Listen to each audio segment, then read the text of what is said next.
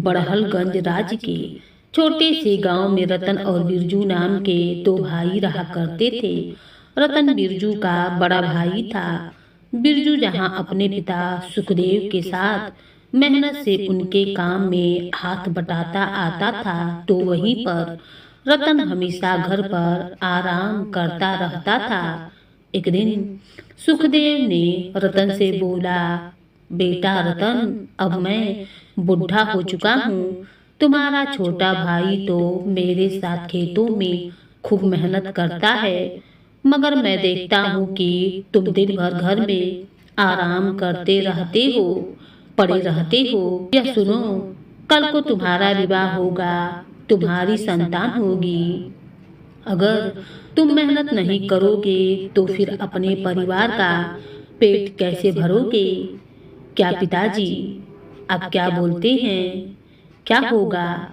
पिताजी, मेहनत करके अगर मेरे भाग्य में धन लिखा होगा तो मुझे कहीं से भी प्राप्त हो जाएगा। सब भाग्य का खेल है पिताजी, वरना न जाने कितने लोग ऐसे हैं जो अपना पूरा जीवन मेहनत में गुजार देते हैं, मगर गरीब के गरीब ही रहते हैं। बताइए भला बेटा रतन, तुम समझते क्यों नहीं हो? अगर तुम मेहनत नहीं करोगे, कोई काम नहीं करोगे, तो फिर गांव में तुम्हें कोई अपनी लड़की भी ब्याहने को नहीं देगा। देखिए पिताजी, मैं आपकी तरह अपना जीवन खेत में हल चलाते हुए तो बिताना नहीं चाहता हूँ।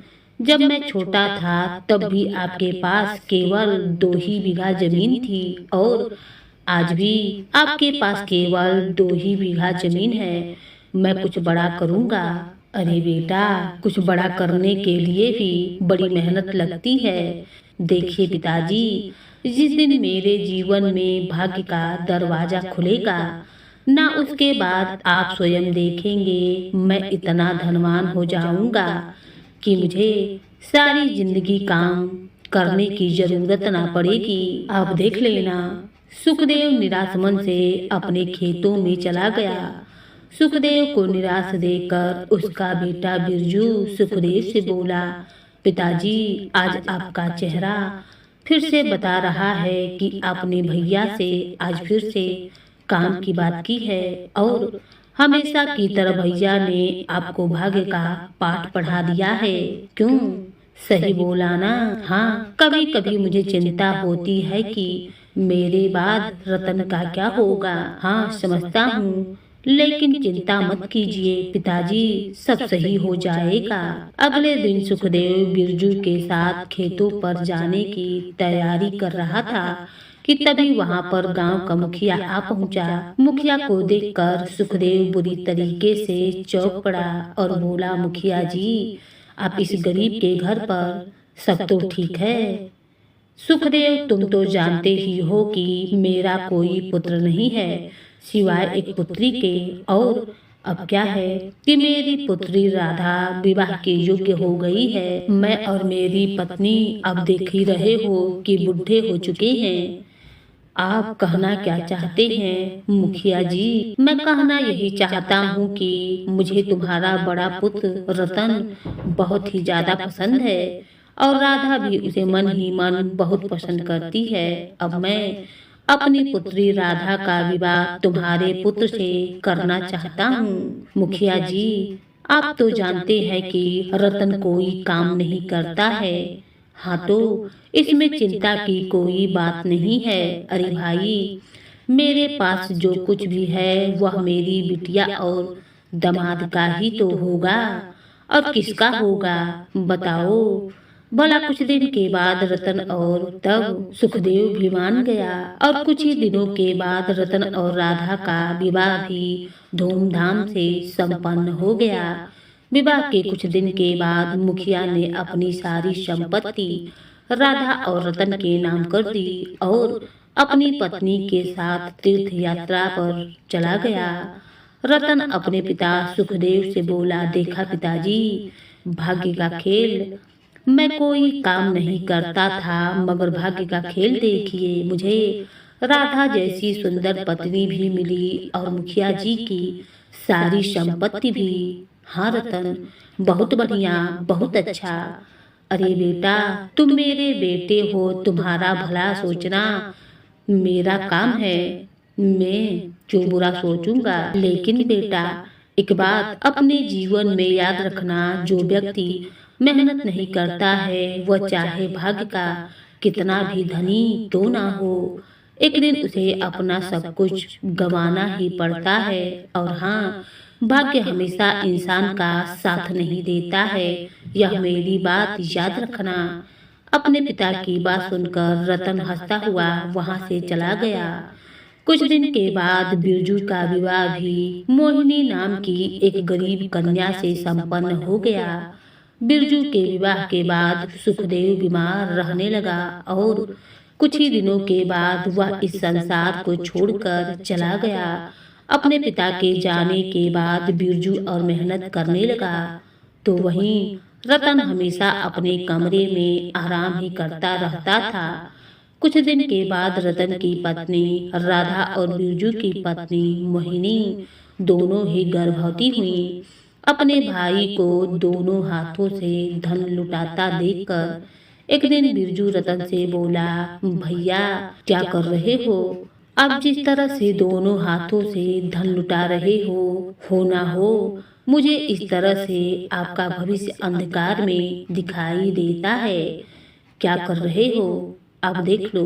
तब रतन गुस्से में बोला, बिरजू अपने काम से काम रखो। पिताजी भी हमेशा मुझे नसीहत देते थे, मगर देखो क्या हुआ। अरे मैं कुछ भी नहीं करता, मगर फिर भी मेरे पास तुमसे अधिक धन है और तुम दिन भर 2 बीघा जमीन पर कड़ी धूप में हल जोतते हो, तब भी तुम्हारे पास 2 वक्त की रोटी नसीब नहीं हो पाती है। अरे अगर मैं उस जमीन में से अपने हिस्से की 1 बीघा जमीन वापस मांग लूं, तो हो सकता है कि तुम 2 वक्त का पेट भर के भोजन भी ना कर पाओ और बड़े आए हो मुझे नसीहत देने। तब बिरजू बोला, भैया जमीन में से 1 बीघा जमीन आपकी है, बिल्कुल सही बात है।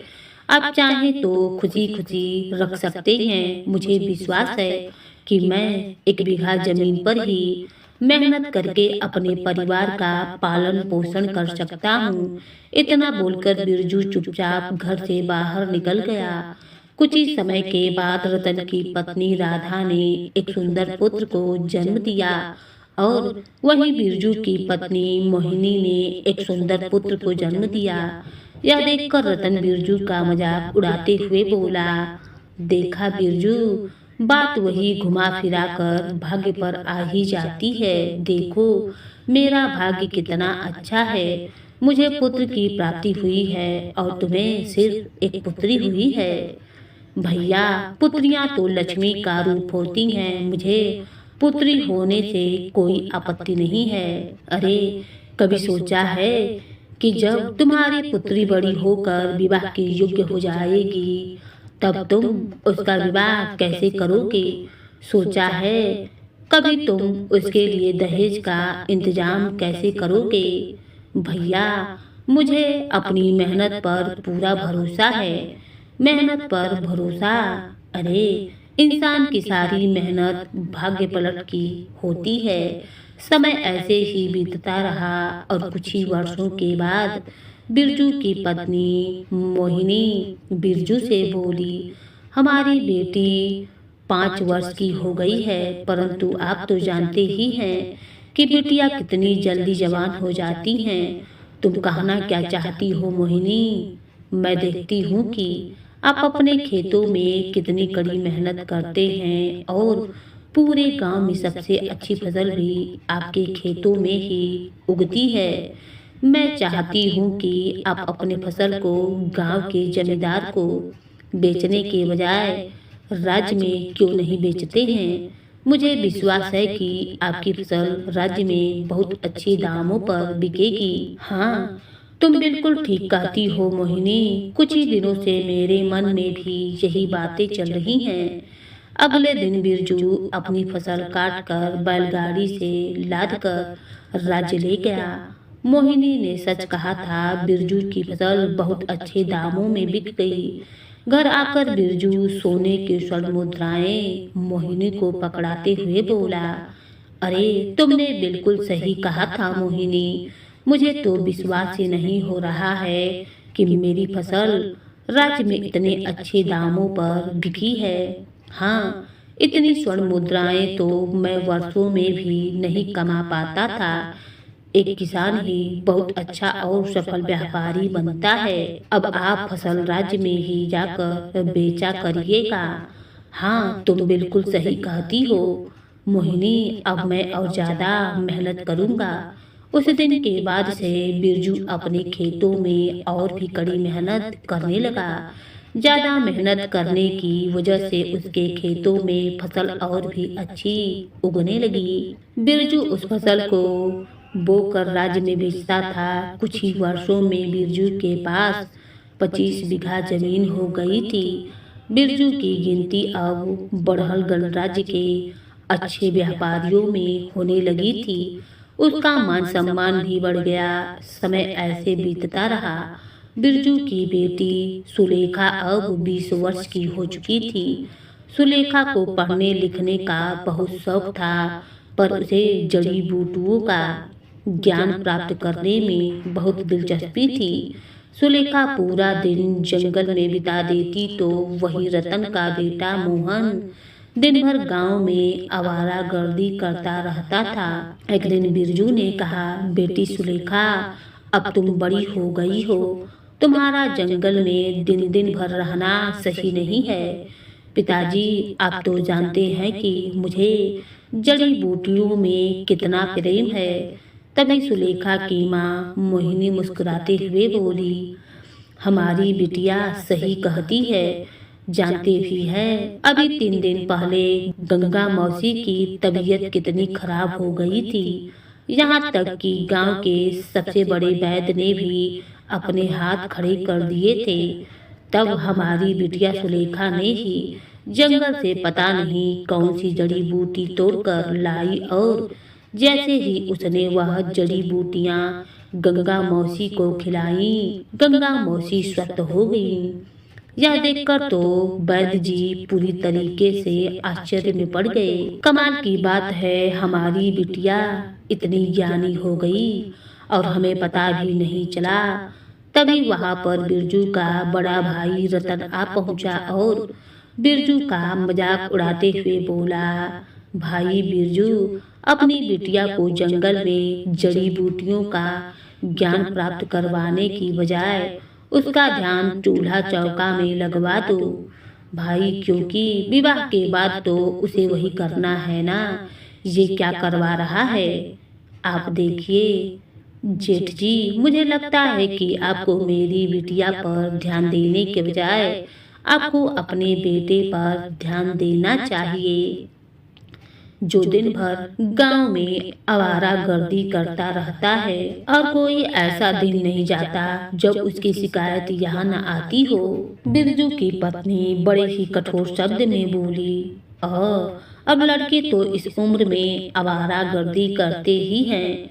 जब मैं अपने बेटे की उम्र का था तब मैं भी यही किया करता था और मेरे पिता मुझे हमेशा पाठ पढ़ाते रहते थे। लेकिन देखो, बिरजू दिन भर कड़ी धूप में अपना सिर खपाता है और मैं आराम से अपनी पत्नी के साथ बैठकर बातें करता हूँ, मजे करता हूँ। तब मोहिनी बोली, अगर मेरे पति ने अपना शरीर थकाया है तो उन्होंने बहुत कुछ अपनी मेहनत के बलबूते कमाया भी है। पिताजी 2 बीघा जमीन छोड़कर गए, मगर आज मेरे पति के पास 25 बीघा जमीन है। तुम्हारे पति ने वर्षों मेहनत करके 50 बीघा जमीन खरीदी है और मेरे ससुर ने कुछ ही क्षणों में अपनी 50 बीघा जमीन मेरे नाम कर दी थी, जो कि मेरे पुत्र मोहन की है। तो फिर उसे भला काम धंधा करने की क्या जरूरत है? इतना बोलकर रतन वहां से चला गया। रतन के जाते ही मोहिनी अपने पति बिरजू से बोली, सुनिए जी, अब मुझे इस घर में नहीं रहना है। जब से मैं इस घर में विवाह करके आई हूँ तब से मैं देख रही हूँ कि आपका बड़ा भाई आपका मजाक उड़ाने के अलावा और कोई काम नहीं करता है। हमने अपने गांव में जो दूसरा घर बनवाया है ना, हम वही जाकर रहेंगे। ठीक है, तुम जैसा चाहती हो वैसा ही होगा। बिरजू अपनी पत्नी और अपनी पुत्री सुलेखा के साथ अपनी मेहनत की कमाई से बनाई हुई दूसरे घर में रहने लगा। कुछ ही दिन ऐसे बीत गए। एक दिन रतन का बेटा मोहन जंगल में ऐसे ही टहल रहा था कि तभी उसकी नजर एक पेड़ के नीचे रखी हुई एक बहुत बड़ी पोटली पर पड़ी। इस पोटली का कपड़ा तो राजमहल में ही उपयोग होता है। आखिरकार यह पोटली यहाँ क्या कर रही है? मोहन ने सोचा और जैसे ही पोटली खोली तो उसकी आंखें चुधिया गईं। मोहन ने देखा कि उस पोटली में स्वर्ण मुद्राएं और बेशकीमती हीरे मोती रखे हुए थे। मोहन सोचने लगा कि इसमें तो बहुत सारे स्वर्ण मुद्राएं, हीरे और मोती हैं। तभी मोहन की नजर कुछ दूर खड़े एक व्यक्ति पर पड़ी। मोहन उस व्यक्ति को पहचानता था। मोहन अपने आप से बोला, यह तो बीरगढ़ राज्य के महाराजा विक्रम का मंत्री चतुर सिंह है। यह यहाँ पर क्या कर रहा है? मोहन ने देखा कि चतुर सिंह के साथ एक और व्यक्ति खड़ा था और चतुर सिंह उससे आहिस्ता से बातें कर रहा था। अरे, मैंने वर्षों में राजमहल से यह स्वर्ण मुद्राएं और बेशकीमती हीरे मोती चुराए हैं। तुम एक काम करो, इन्हें दूसरे राज्य में मेरे मौसा को दे आओ। ठीक है, जैसी आपकी इच्छा। इसका मतलब यह हुआ कि यह चुराया हुआ है। हाँ, जब यह चुराया हुआ है तो फिर इस पर तो मेरा भी अधिकार हुआ। इतना कहकर मोहन ने उस पोटली को उठा लिया। अचानक चतुर सिंह की नजर मोहन पर पड़ गई और वह कड़क आवाज में बोला, अपने कदम वहीं पर रोक लो युवक। यह पोटली मेरी है, इसे ले जाने की गलती मत करना। रुक जाओ ऐ मूर्ख, मैंने तुम्हारी बातें सुन ली हैं। यह चुराया हुआ धन है। अगर तुमने मुझे रोकने की कोशिश की तो मैं महाराज के सामने तुम्हारी सारी पोल पट्टी खोल दूंगा।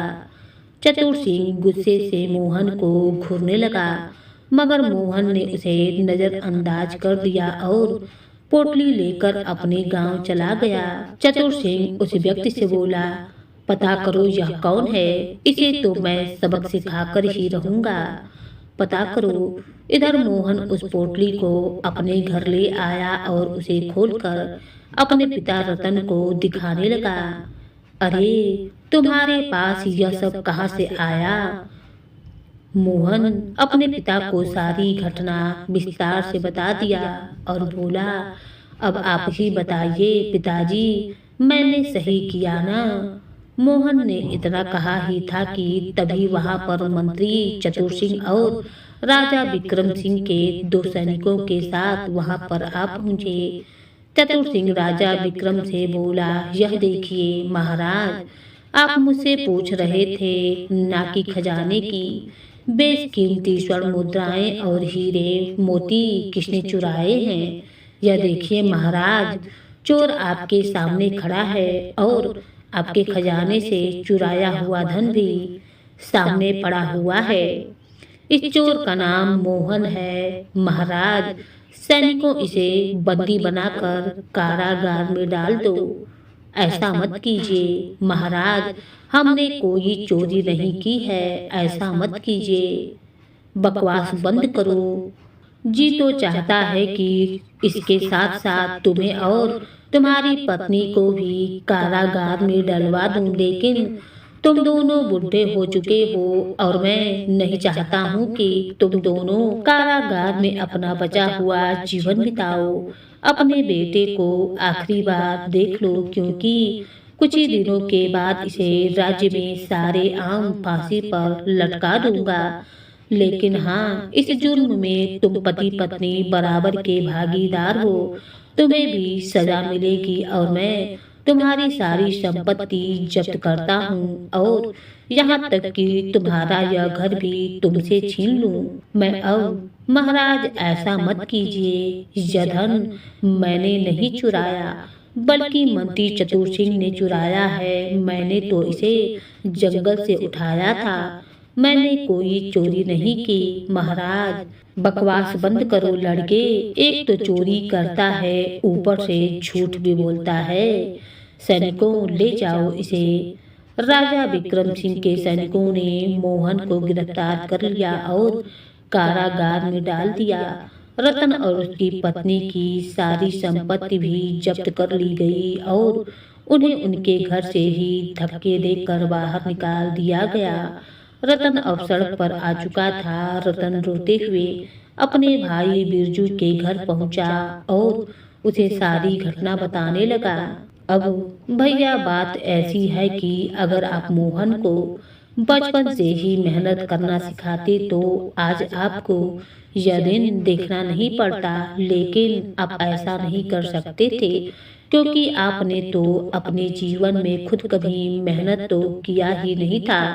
आप हमेशा भाग्य के सहारे ही जीते रहे और यही बात आपने अपने बेटे मोहन के दिमाग में भी डाल दी।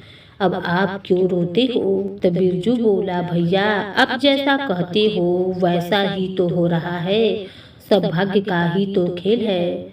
अरे मुझे तुम्हारी बात समझ में आ गई है बिरजू, मुझे बगैर मेहनत किए सब कुछ मिल गया था, इसीलिए मैंने कभी उसकी कदर नहीं की। अगर मैं अपने बेटे को अच्छे संस्कार देता, उसे तुम्हारी तरह मेहनती बनाता तो आज मुझे यह दिन देखने नहीं पड़ते। ठीक है, बस अब चिंता मत करिए भैया, मैं अपनी बेटी सुलेखा के साथ कल महाराज से अपने भतीजे मोहन की बात करने के लिए अवश्य जाऊंगा। चुप हो जाइए, आप चिंता मत करिए। अगले दिन बिरजू अपनी पुत्री सुलेखा के साथ राजमहल पहुंच गया। बिरजू राजा विक्रम से कुछ कहने ही वाला था कि तभी एक दासी राजा विक्रम के पास आकर बोली, महाराज आपकी पुत्री की तबीयत काफी बिगड़ गई है, कोई सुधार नहीं हो रहा है। राज्य के सबसे बड़े वैद्य ने भी हाथ खड़े कर दिए हैं। यह सुनकर राजा विक्रम पूरी तरीके से चिंतित हो उठा और बिरजू और सुलेखा की ओर देखकर बोला, तुम दोनों कल आना, हम तुम्हारी गुहार कल सुनेंगे। महाराज अगर आपकी आज्ञा हो तो क्या मैं एक बार आपकी बेटी को देख सकती हूँ? सुलेखा बोली, लेकिन तुम मेरी बेटी को क्यों देखना चाहती हो? मुझे जड़ी बूटियों का बहुत ही अच्छा ज्ञान है महाराज। तो तुम कहना क्या चाहती हो कि मेरी बेटी को बड़े से बड़े वैद्य सही नहीं कर पाए, लेकिन तुम सही कर दोगी? जी महाराज। महाराज जब आपकी बेटी के ऊपर किसी भी वैद्यों की जड़ी बूटी असर नहीं कर रही है तो एक बार मुझे भी कोशिश कर लेने दीजिए, हो सकता है कि मेरी दी हुई जड़ी बूटी खाकर वह ठीक हो जाए। राजा विक्रम सुलेखा और बिरजू को अपनी पुत्री के कक्ष में ले गया। सुलेखा ने देखा कि राजा विक्रम की पुत्री पलंग पर लेटी हुई थी। सुलेखा ने उसका हाथ पकड़कर देखा और कुछ देर के बाद राजा विक्रम से बोली, महाराज मैं अभी आती हूँ। इतना कहकर सुलेखा वहां से चली गई। कुछ देर के बाद वह एक जड़ी बूटी लेकर वापस आई। सुलेखा ने जैसे ही जड़ी बूटी राजा विक्रम की पुत्री को खिलाई, उसकी हालात में सुधार आ गया। यह देखकर राजा विक्रम की आंखें आश्चर्य से फैल गईं। राजा विक्रम ने सुलेखा की ओर देखकर कहा, वाह वाह, तुमने तो कमाल कर दिया। अरे हमारी पुत्री को बड़े बड़े वैद्य सही नहीं कर पाए थे, लेकिन तुमने उसे ठीक कर दिया। शाबाश बेटी, मांगो क्या मांगती हो? तब सुलेखा बोली, महाराज आपने कुछ दिन पहले जिस मोहन के युवक को बंदी बनाया है वह मेरा भाई है, वह निर्दोष है। महाराज, दोषी कोई और नहीं बल्कि आपका मंत्री चतुर सिंह है। एक बार आप उसे अपने तरीके से पूछिए, मुझे विश्वास है कि वह सच्चाई उगल देगा। सुलेखा की बात सुनकर राजा विक्रम गहरी सोच में डूब गया और फिर बोला, ठीक है, जैसा तुम चाहो। राजा विक्रम तुरंत अपने मंत्री चतुर सिंह के पास गया और अपनी तलवार निकालते हुए बोला, सीधी तरीके से बता दो, दोषी कौन है, तुम या मोहन? मुझे सच्चाई का पता लग चुका है, लेकिन मैं तुम्हारे मुख से सुनना चाहता हूँ। राजा विक्रम का यह रूप देखकर मंत्री चतुर सिंह डर गया और उसने अपना जुर्म कबूल भी कर लिया। राजा विक्रम ने मंत्री चतुर सिंह को उसी समय कारागार में डलवा दिया और मोहन को रिहा कर दिया। फिर राजा विक्रम ने बिरजू और सुलेखा को ढेर सारी स्वर्ण मुद्राएं, हीरे और मोती देते हुए कहा, मेरी तरफ से यह तुम दोनों का इनाम है। बिरजू, सुलेखा और मोहन ढेर सारे धन लेकर घर लौट आए। घर पर आने के बाद रतन अपने भाई बिरजू से बोला, हाँ, अब अच्छा लग रहा है, मुझे बहुत अच्छे से समझ में आ गया है। पिताजी सही कहा करते थे कि जो व्यक्ति मेहनत नहीं करता वह चाहे भाग्य का कितना भी धनी क्यों ना हो, एक दिन उसे सब कुछ गंवाना ही पड़ता है। और हाँ, भाग्य हमेशा इंसान का साथ नहीं देता है। रतन की बात सुनकर बिरजू मुस्कुराने लगा और उस दिन के बाद रतन सुधर गया और अपने मेहनत करने लगा, साथ ही साथ अपने बेटे का भी जीवन सुधारने लगा।